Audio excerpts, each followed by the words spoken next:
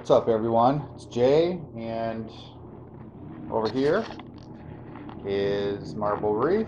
So today I've got a package that came in from saltcritters.com. I believe they're based out of Indiana, so check them out. They've got a lot of anemones in there, rock flower, rose bubble tips.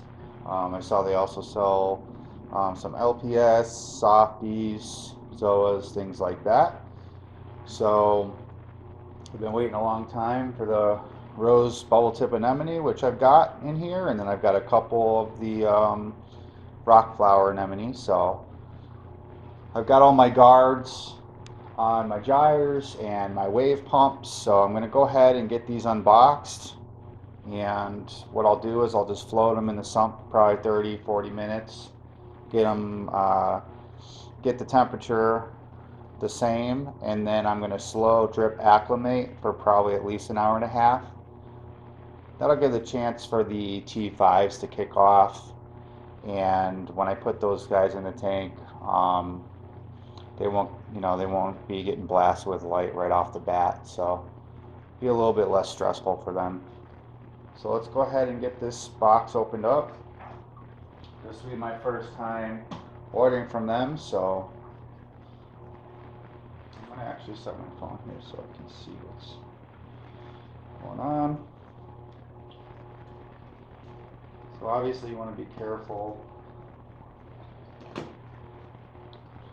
not to cut into the bags. I want to try to keep as much of that water as possible for my slow drip acclimation. Now obviously I'm not going to stick any of this water into my tank. All this work I've been doing with the Aptasia, I'm not trying to have this issue again. So again, let's just pull this up. Cool little logo right here. No damage to the box. Everything looks good. Let's see here. Looks like they got some instructions. So how to acclimate. New critters. Comes with a 10-day guarantee, so we have to follow some rules in order for that to happen. And I've got my receipt here, so let me cover that part. Well, I gotta cover all that. Probably already saw it, but so an ultra rock flower anemone, a red rock flower anemone, and a rose bubble tip anemone. So it came out to $179.96 for shipping. So they've got some styrofoam in here, so that's good so far. A heat pack. It's been a little cold, so even in Arizona. And then I've got a bunch of paper right here. It's wrapped up. Pull this out. Okay, let's see what we got here. Everything's in another plastic bag, so I'll set that down. Yep, pretty good little foam box there. Now we get into the anemones. So at first they felt like maybe they were plastic containers, but they're actually really nice little bags actually. Looks like they're heat sealed, really thick.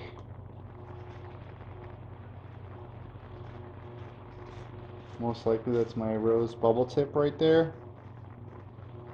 Pretty decent size. Okay, I'm going to go ahead and get that in the sump. So what I do is I always just throw, if I'm going to acclimate something, I throw them all inside the sump down there. And I'm just going to let the temperature equal up for a while. Yeah, that's one of the rock flower anemones. It's got, it's probably the ultra. It's got some stone in there from the tank that it was in. And the thing is, with this site, is what you're looking at in there is what you're getting. So the one that you're looking at in the picture is going to be the anemone that you're getting, or whatever zoas or whatever. But one thing I did notice today, here's another one. I know they're super hard to see in here, so I'll show you later once they're in the tank. One thing I did notice on the site is that they did not have any names on any of the zoanthids. So if you're like me and you have no clue what any of that stuff is, unless you get the name of it, um, you're not going to know what you're getting. I'm sure you can identify it on a site. You know, there's a lot of cool sites out there where you can ask for help in identifying different fish or any kind of creature, snails. If there's something weird roaming around in the tank, you're not sure, or sick or fish diseases, but there's a lot of people out there that can look at something and identify it pretty good. So I'm going to go ahead and take a break here for about an hour. I'm going to let these things settle into the temp, and then I will come back and show you how I drip acclimate.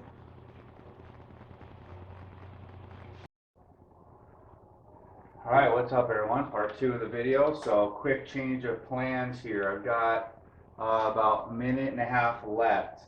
So I was reading the instructions on here, and I'm going to read it to you what it says. And the reason I'm going to follow it exactly to a T is because I don't want to void the warranty, right? So it says, how do I acclimate the critters? Place the sealed bags in your aquarium for 30 minutes, no longer, no less. This step allows the water in the shipping bags to adjust slowly to the temperature in your aquarium. Please note that they will probably sink, which I had them in my sump, so it's all good. Then it says, dip your corals in your favorite coral dip.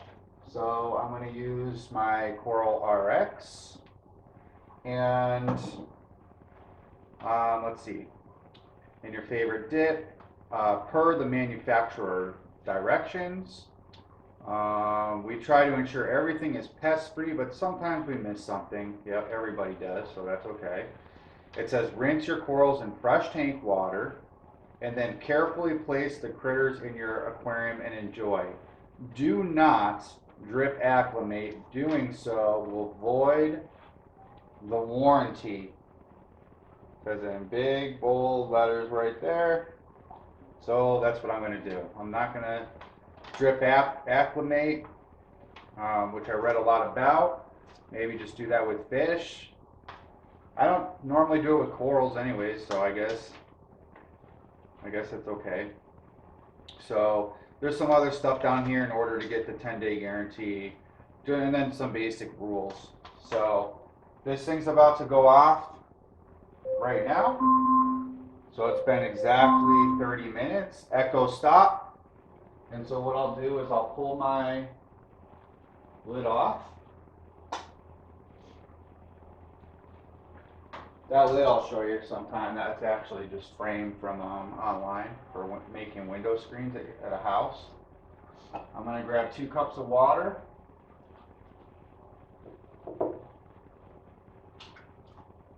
I'm not too concerned right now about my water level going down because I'm about to do a water change a little bit later. So I do 2 cups. I measured out 2.5 milliliters. So I probably shown that. I already shipped the Coral RX bottle. I'm going to go ahead and do 2.5.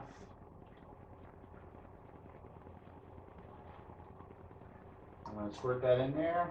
Let me come down here, okay? Let me show you down here. I'll show you what I got going on down here. I'm going to pull the light up too, okay? So my apologies for a minute. It'll be too bright. Bring this over. I've got a couple different lights going on, so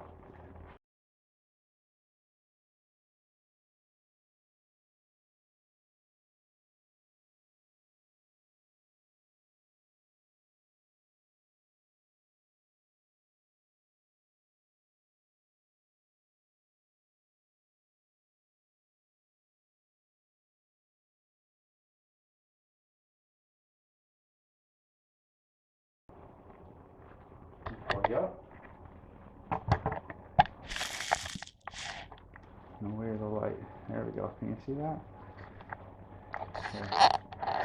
And I'll do. How about that?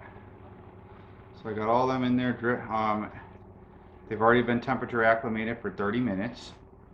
Exactly. Per Amazon Echo. And now they'll go in here for just a little bit, 6 minutes. Just to kill off anything in there, and then I will put them into the tank, and I will hope that they do good. The hope is that they do good. So right now, some of my things that I'm noticing are the mouths are swelling up a little bit, so they're obviously a little irritated.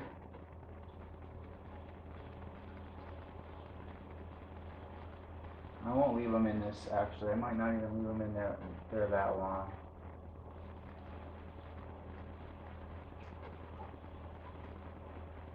Just want to clean off their, just want to clean them off a little bit.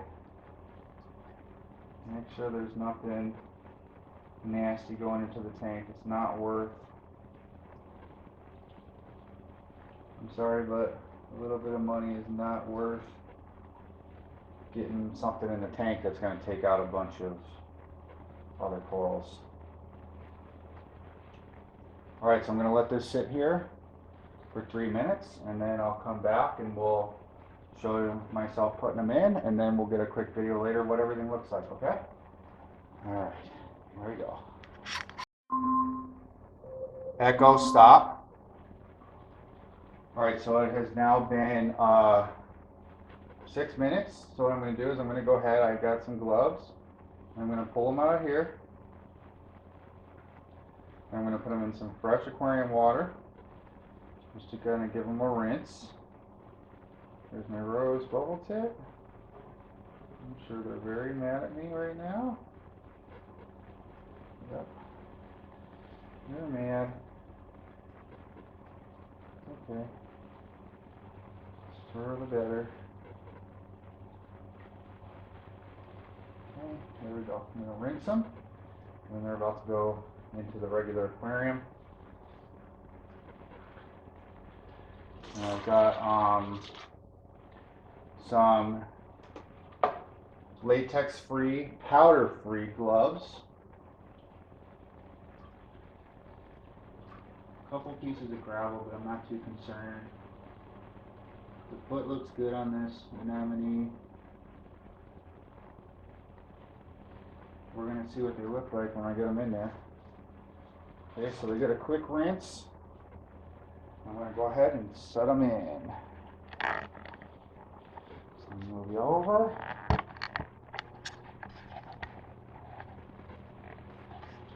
I've decided I'm going to place the rock anemones down there in the bottom right. And I'm going to put the bubble tip right there. There's a little shade there, but it's in the front. There's not a lot of movement. I'm going to turn off my waves right now because I don't need them on going crazy. So I'll turn those off for this second. I wish I could, I'll turn them down later. I'll turn them down later. But I gotta do my water change anyways. So I'll just reduce the flow. Okay.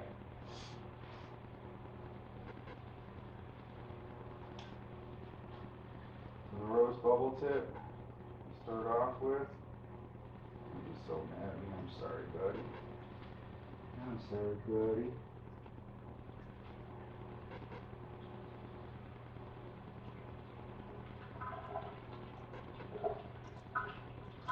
Just put right there. Put some down the side there. I'm just gonna hold here until maybe the foot attaches.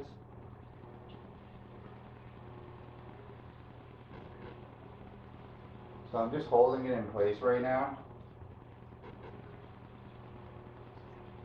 I just want to see if the foot will attach.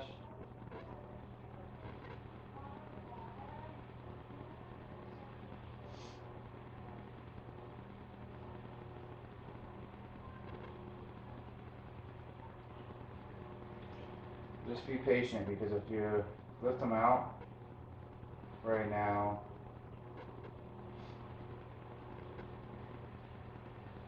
it's going to move around.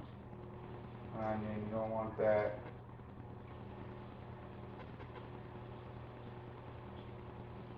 Hope if I hit them either way, which it was.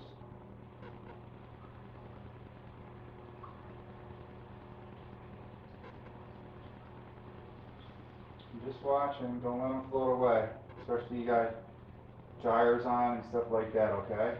So I'm going to go ahead and take my Ultra right here. His mouth is fully extended out right now, so he is not at all happy. I'm going to place him down here in the rocks. Just keep watching your rows.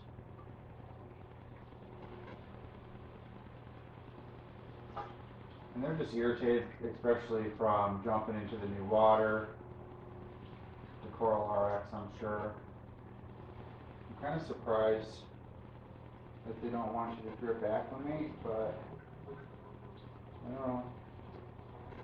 I have my numbers are pretty stellar, so I'm not too worried about it.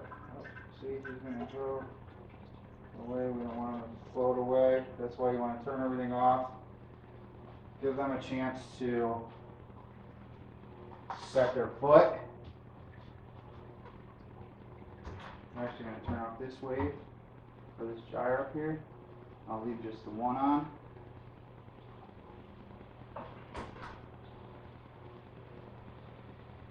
And actually, when I do my water change, my 10% water change anyways here soon, I'm going to have everything turned off, so it'll give it a good time. I'm probably just going to start that right now. And I'll give everything time to settle in. The melts on everything actually already receded in, so I think they're good. They were just irritated from the dip. Let's see if I can show you what we got going on. Let's see. My apologies. Alright. So there's the rose bubble tip right there. I can't quite see it on my end yet, but it's hard to see. It's right where the dotty back's looking right there. It always checks everything out. And here's one of my anemones. And the other one started to take off back there, so I'm going to get my hand in there and get it. And I'll show you some pictures later on my phone. So anyways, thanks for watching my unboxing. I hope you enjoyed it, and I hope you have a great day. Thanks. What's up, everyone? Jay, and I'm looking at Marble Reef right now, so I'm looking at some of my rock anemones down here on the bottom. They look healthy. Everything looks good so far. So I did turn off everything yesterday to do my 10% water change, just to give them time to attach their foot.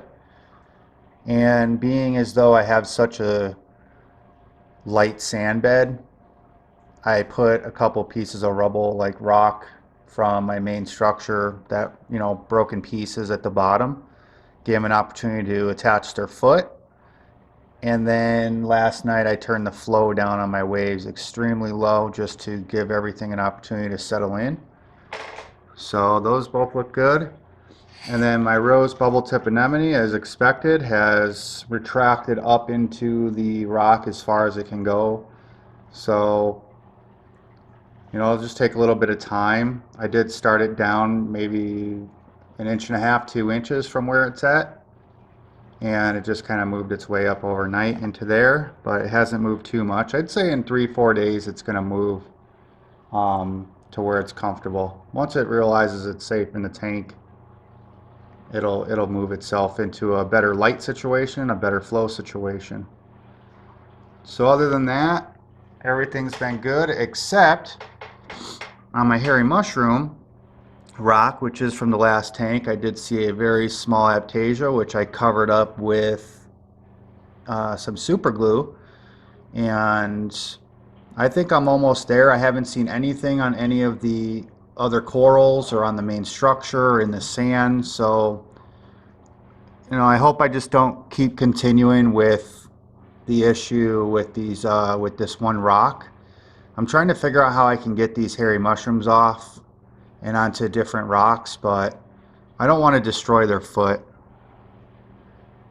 I see some roe in the back, probably from the clownfish, but usually when it looks like that, it's from something else. Maybe snails or something like that, I don't know. Even though it looks awfully large. So yeah, that's about it. That's what's going on in here right now. I just want to show you the update on the rose, bubble tip anemone, and my 2 flower anemones. So everything's looking good, and I will see you sometime this week. The kids are still on spring break, so as soon as I get a chance to sit down, I think I've got some cool ideas for some videos coming up soon. So, all right, I hope you all have a great day. Thanks, bye.